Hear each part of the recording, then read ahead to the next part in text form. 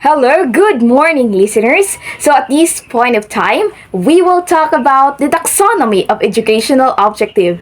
But before I will share the different levels of learning objective, or before we will start to dig deep into this topic, I would like first to touch why we need to study this taxonomy of educational objective, particularly the affective domain.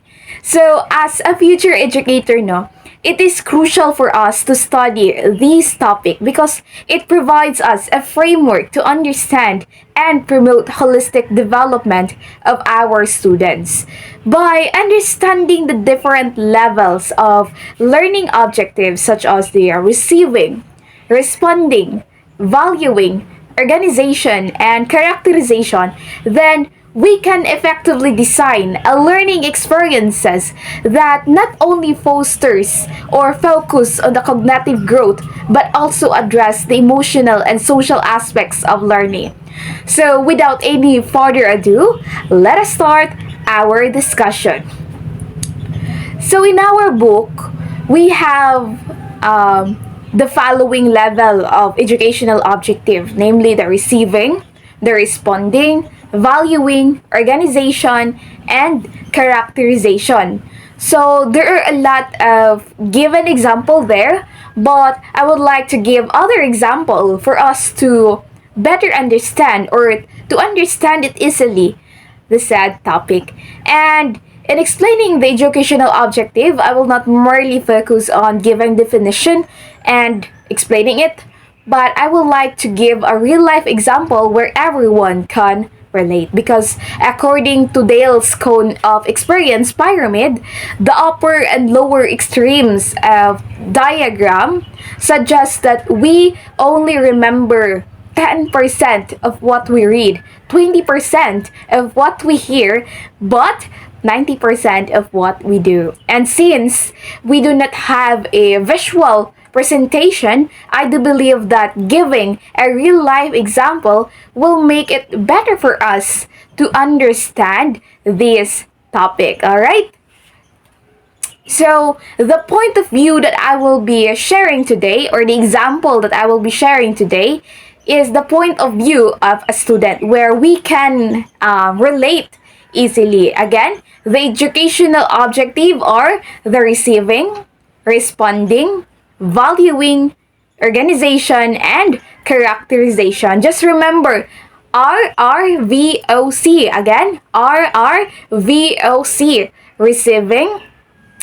So, in this point, we will talk first about the receiving. So, receiving in this stage, it involves simply being aware of something. For example, your teacher introduce you an idea of what is honesty or kindness in a class. So, in this stage, you only recognize its important, right? So, next is responding. So, upon receiving the information about good character from your teacher, then this is the time where we will respond by demonstrating new behaviors or actions based on our understanding and experiences. So, for example, if we learn about the importance of honesty, as what I have mentioned, so we may start being truthful in our interactions with others, both in school and at home. So, next,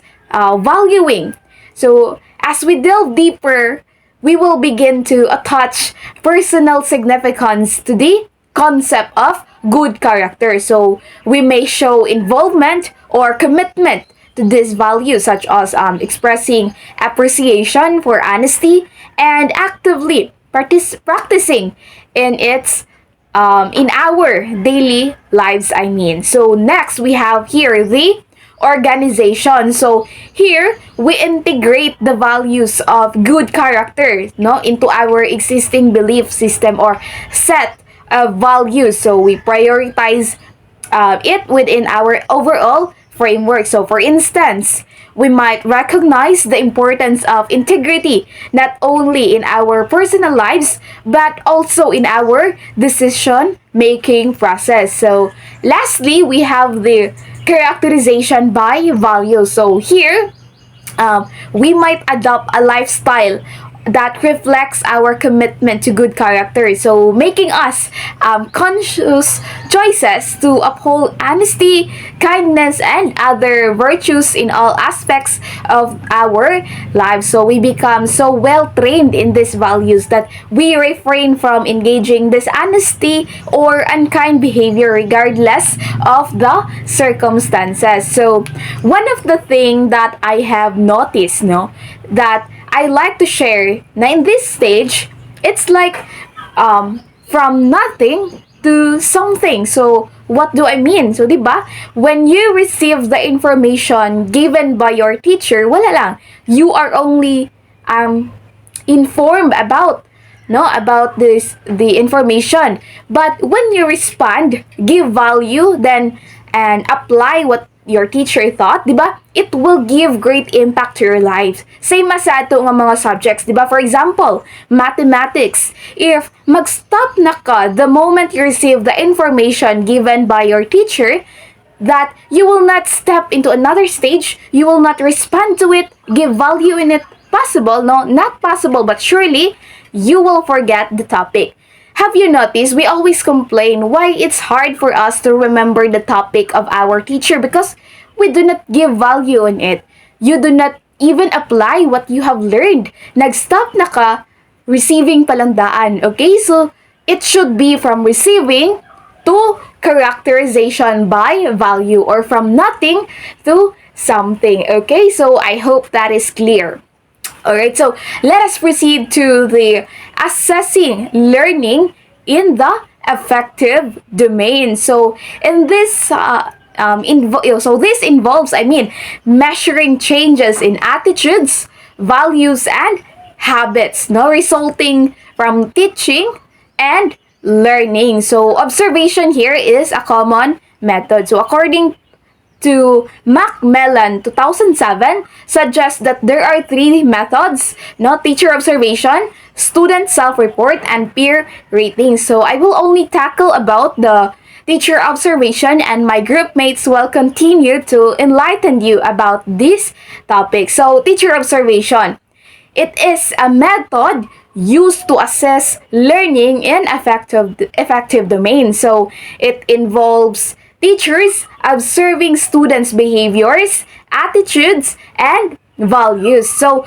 this observation can be either structured or unstructured. So, what does it mean? So, when we talk about structured observation, teachers follow a checklist or rating scales to guide teachers' observation. So one of the example, I guess, for this is the student report card we have in high school. So next we have what we call the unstructured observation. So teachers here rely only on open-ended observation. So it's important for teachers or future teachers like us to plan our observations in advance, no? Record relevant data such as the time, the place, and remain objective without letting personal bias influence our assessment. So, take note also, no, that both positive and negative behavior should be noted. So, this method allows us to know our students' progress in areas such as the attitude changes and adoption of positive habits. And lastly, it is also being important or being mentioned, in our book that not only the teachers can give observations but students as well into their peers, no? If